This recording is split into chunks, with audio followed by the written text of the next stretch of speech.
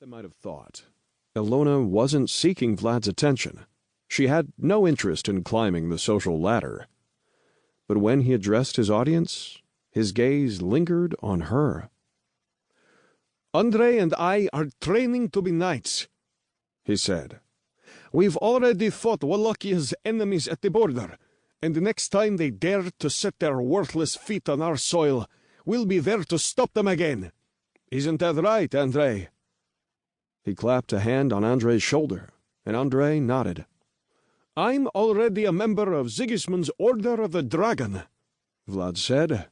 "I've been preparing my entire life to lead Wallach's armies."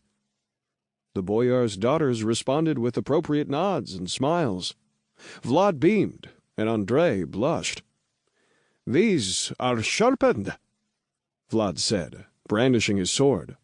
"One false move, and Andrei or I could lose a hand." A pretty girl, with a long braid falling down her back, pretended to swoon into one of her companion's arms. It earned another coveted grin from Vlad. Ilona bit her lower lip. The pretty girl was Golescu's daughter. The Grand Boyar Golescu was possibly the most powerful boyar in Wallachia. This, in and of itself, made his daughter particularly dangerous. "Are you ready?" Vlad asked, returning his attention to Andrei. Andrei didn't seem as enthusiastic as Vlad, but he mumbled in acknowledgement. Vlad moved into a ready stance. Neither boy wore protective armor. Both had stripped off their fur-lined coats and now shivered in their linen tunics.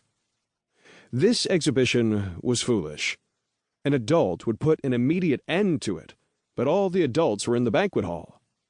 Ilona knew she should say something, but fear of how the other girls would react kept her quiet. She was already enough of an outsider here at court. The boys bowed and crossed their blades. "Inceppe!" Vlad shouted. His sword met Andrei's, and a metallic clang rippled off the courtyard walls. Vlad, clearly the more aggressive, lunged at his cousin, forcing Andrei to hastily swat Vlad's blade aside. Undeterred, Vlad came at him again, and again, and again. It took Andrei 7 tries to finally catch Vlad's blade against his own spade-ended crossguard. "Good one," Vlad grunted. Andrei nodded. He shrugged Vlad's ringing weapon aside, and the mock battle resumed. Strike, block, strike. Ilona again considered creeping back to the banquet hall to find her father, but self-doubt held her in place. Vlad and Andrei were skilled. Maybe they did this often. Maybe they knew how to handle a sword without harming each other. Vlad was better, but it was a friendly match. Nobody was going to get hurt. Despite her worry, the longer she watched, the more impressed Ilona became. Vlad played swords the way Ilona's father played Rithmomachy, a mathematical board game similar to chess but far more complex. Like Ilona's father, Vlad used just the right amount of strategy and reckless aggression to intimidate his opponent. It was working on Andrei. Step by step, Vlad forced his cousin backward.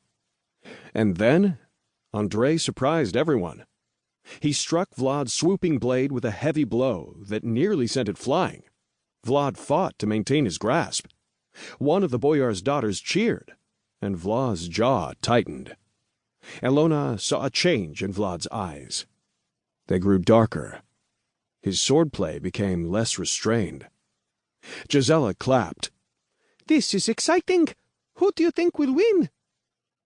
Ilona pushed her sister behind her. It was time to go for help. She stepped toward the nearest corridor, but she was too late. Andrei slipped on a patch of icy snow, and Vlad's razor-edged blade carved a crimson path down the left side of his face. Blood. Everywhere. The boyar's daughters shrieked. Andrei dropped his weapon, and Vlad staggered backward with a horrified look on his face. Ilona didn't remember moving, wasn't sure how she ended up between Andrei and Vlad, but sticky blood oozed between Ilona's fingers where she pressed her handkerchief against Andrei's face. Andrei stared at her. Behind her,